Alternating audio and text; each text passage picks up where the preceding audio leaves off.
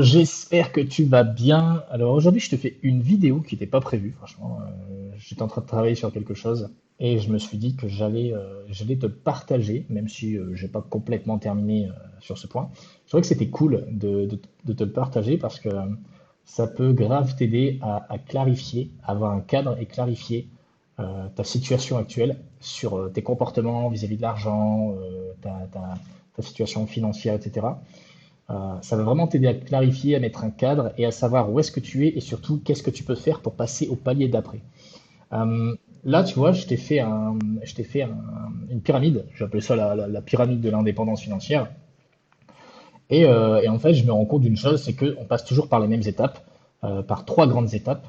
C'est le contrôle, la sécurité et la croissance. Donc, si tu veux aller jusque-là, jusqu'à la croissance, il y a des gens qui n'iront pas jusque-là et parce qu'ils ne sont pas OK avec l'idée et ça les intéresse pas. Donc, ça, voilà, chacun fait comme il veut.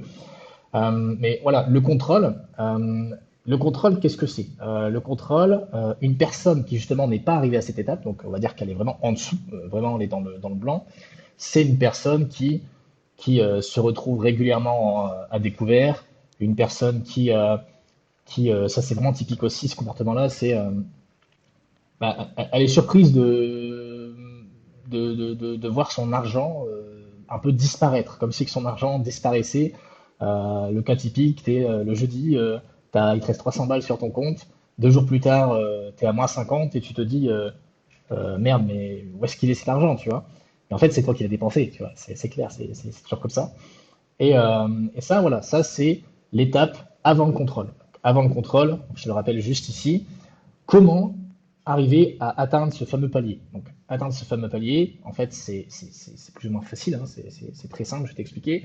Si tu es dans cette situation-là, ça va t'aider.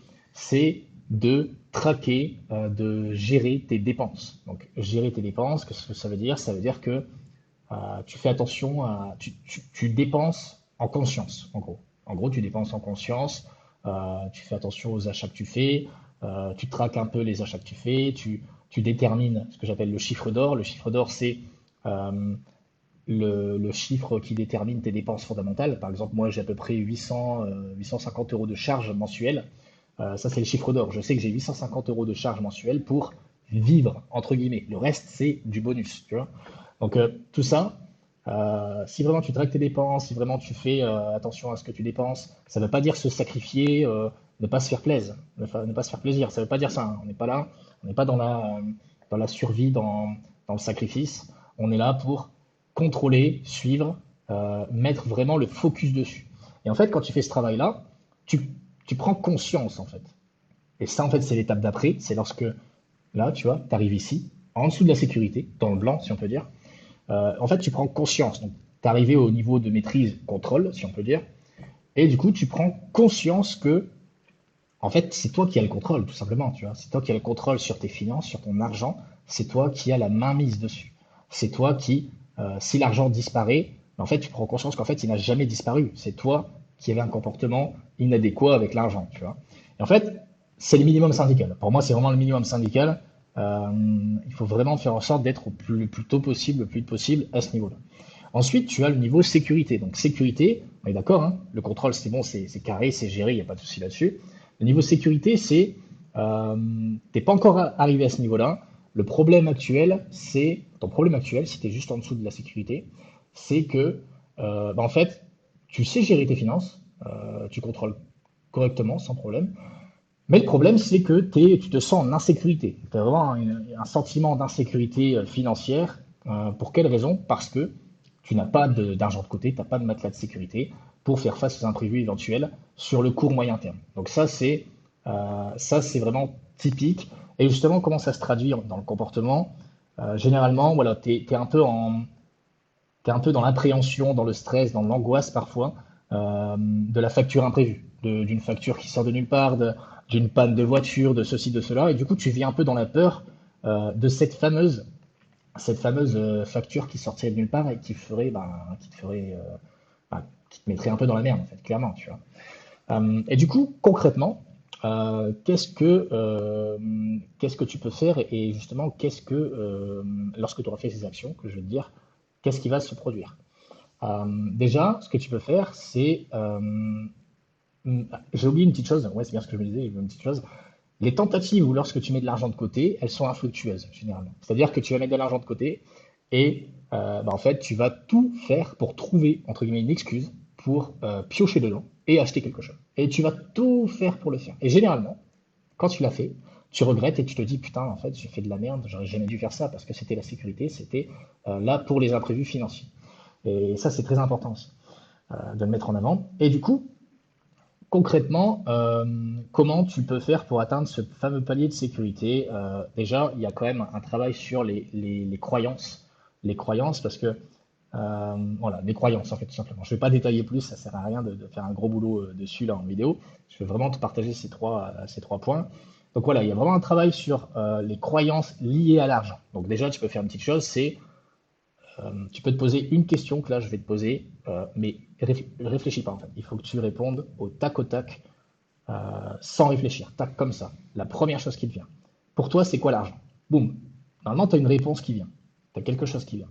Généralement, si tu es dans cette situation en dessous de la sécurité, avec le comportement que je t'ai expliqué, c'est probable que tu vois l'argent de façon négative. Donc du style, l'argent c'est mal, l'argent c'est la souffrance, etc., etc. Tu vois. Et du coup, évidemment, il faut que ça soit cohérent avec ta croyance et ton comportement. Il faut que ça soit logique, parce qu'on fait tout pour être des êtres logiques, tu vois. C'est-à-dire que si tu trouves que l'argent c'est mal, d'en avoir c'est mal, ton inconscient va trouver toutes les excuses du monde pour dégager l'argent, en fait. C'est aussi simple que ça, c'est vraiment aussi simple que ça. Voilà. Sur le papier, ça paraît facile quand tu l'expliques, mais c'est vrai que c'est challengeant pour la personne qui le vit. Et du coup, lorsque tu arrives à enfin maîtriser ce palier de sécurité, lorsque tu arrives vraiment à être sur le, voilà, à poser tes valises sur le palier de sécurité, que c'est validé pour toi et que voilà, tu peux être fier de toi, et ben en fait, ce qui se passe, c'est que tes croyances sur l'argent, ben, tu as travaillé dessus. Donc, tu as travaillé dessus, tu arrives à mettre de côté, et tu arrives surtout à ne pas être tenté de piocher dedans. Parce que tu comprends, tu conscientises, parce que comprendre et conscientiser, c'est pas pareil, savoir et conscientiser, c'est pas pareil, tu conscientises que la sécurité, la paix intérieure, la sérénité, c'est la priorité en fait. Il y a une phrase que j'adore dire, c'est euh, si ça te coûte ta paix intérieure, eh ben, ça coûte déjà trop cher. Donc voilà, donc, j'ai fait le tour sur la sécurité. Ensuite, tu as ce fameux point ici, là, entre croissance et sécurité, le fameux côté là, ici, blanc. Là. Et donc là, tu n'es pas loin de la croissance, c'est-à-dire que tu aspires à la croissance. Généralement, ce qui se passe, c'est que, voilà, donc contrôle, sécurité, c'est validé, c'est OK, on en a parlé, hein. Ce qui se passe dans cette situation, c'est que voilà, tu es, plus ou moins à l'abri sur le court moyen terme, avec la sécurité, etc. Mais il y a un problème qui se pose. Il y a un problème qui se pose, c'est que premièrement, tu n'as généralement qu'une seule source de revenus et tu es, disons, plus ou moins dépendant bah, du coup d'une seule source de revenus et généralement c'est de ton employeur en fait. Donc de ton patron si tu es salarié, bon, de toi, c'est différent si tu es entrepreneur ou indépendant. Mais généralement, voilà, tu es, un peu, voilà, un peu dépendant, tu es dépendant clairement d'une seule source de revenus et tu trouves que c'est angoissant, stressant. On va prendre le côté salariat et ça peut te créer des comportements un peu de. Voilà, tu vas faire des comportements qui ne te ressemblent pas en fait. C'est-à-dire que tu vas accepter des choses des heures sup, par exemple, ce genre de choses, de ton employeur, alors que tu veux pas, mais tu vas un peu désolé du terme, hein, mais c'est clairement ça, tu vas te soumettre, en fait. Tu vas te soumettre parce que tu sais que tu survis peut-être même aujourd'hui, grâce à lui. Et en fait, tu acceptes des choses qui te paraissent au fond de toi-même hein, inacceptables, et en fait, ça, c'est un problème. Et c'est pour ça que tu souhaites croître pour être indépendant. Parce que l'indépendance financière, je t'explique, hein, c'est vraiment toute la pyramide que j'ai mis en avant. Et du coup, là, il y a d'autres choses aussi. Hein. Il y a le fait que tu crois plus au système financier actuel, tu crois plus au système global, en fait, du monde, tu crois plus au système actuel. Tu n'as pas confiance dans le système, tu n'as pas confiance dans la retraite, le système de la retraite, etc. Voilà, t'as envie de prendre le taureau par les cornes et faire les choses pour toi et toi-même, en fait. Tu as envie de le faire en autonomie, en indépendance, pour être autonome. Voilà, c'est ce que je voulais dire. Et du coup, voilà. Et ben, en fait, comment ça se passe, comment ça se déroule? Qu'est-ce que tu fais pour justement poser tes valises sur le fameux palier croissance? Ben, en fait, c'est très simple. Tu commences à t'intéresser à tout ce qui est investir son argent. Voilà, comment commencer à à créer une rente, comment se créer une retraite, comment développer un patrimoine, etc., etc. Du coup, lorsque tu arrives à terme, à ce point-là, alors là, je pense que tu l'as compris, tu es vraiment t'es indépendant. Tu n'es plus serein. La sécurité, là, tu étais serein. Mais là, tu es vraiment complètement indépendant. Et je mettrais même des gens qui ne sont pas complètement indépendants. Par exemple, si tu as un boulot salarié et que, imaginons, tu fais avec tes actifs, donc avec comment dire, avec tes investissements et que tu fais peut-être 600, 700, 800 euros, même si tu n'es pas complètement indépendant à 100% de ton patron, par exemple, eh ben, tu changes déjà beaucoup, tu vois. Tu changes déjà beaucoup parce que tu es déjà moins soumis, t'es plus, entre guillemets, esclave du système.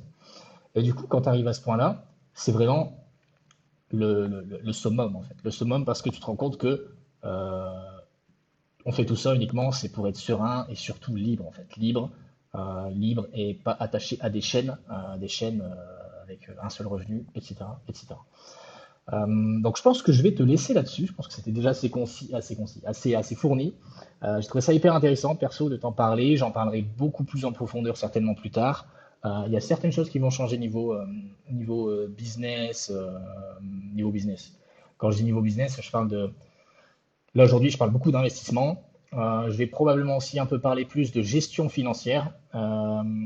Mais en tous les cas, rien ne change. Dans tous les cas, voilà. Je te rappelle, pour terminer, que Play Invest, on est combien? 23, dans une petite semaine, le prix va largement augmenter. Donc, il y a 1400 euros pour l'instant et on va passer à 2400 balles. Donc, si vraiment tu veux nous rejoindre, c'est maintenant. Vraiment, j'insiste, c'est maintenant. Parce que là, au vu de ce qui se passe déjà dans le groupe avec les gens, ils ont déjà des résultats, tout ça, je te conseille fortement de ne pas attendre, de prendre ta place aujourd'hui parce que profiter de 1000 balles d'économiser, c'est pas rien. Sans parler que quand tu intègres le Play Invest, là, ici, avant le 1er avril, tu as une place pour le Bitcoin Predator, qui est un jeu que j'organise avec les membres, où est-ce que tu vas gagner 500 euros de Bitcoin. Donc, je pense que tu as compris la valeur du truc, hein. On n'est pas là pour se branler les noix. On va faire vraiment les choses bien, dans le fun, et on va tous croître financièrement. Et c'est l'objectif. Donc en fait, mon but, c'est que je t'amène tout en haut de la pyramide, tout simplement. Donc je te laisse là-dessus. Et si tu veux t'abonner, tu t'abonnes, hein. Si tu veux liker, tu likes. Si tu veux dislike, tu dislikes. Tu fais comme tu le sens. Et je te dis à très vite et passe une bonne fin de journée.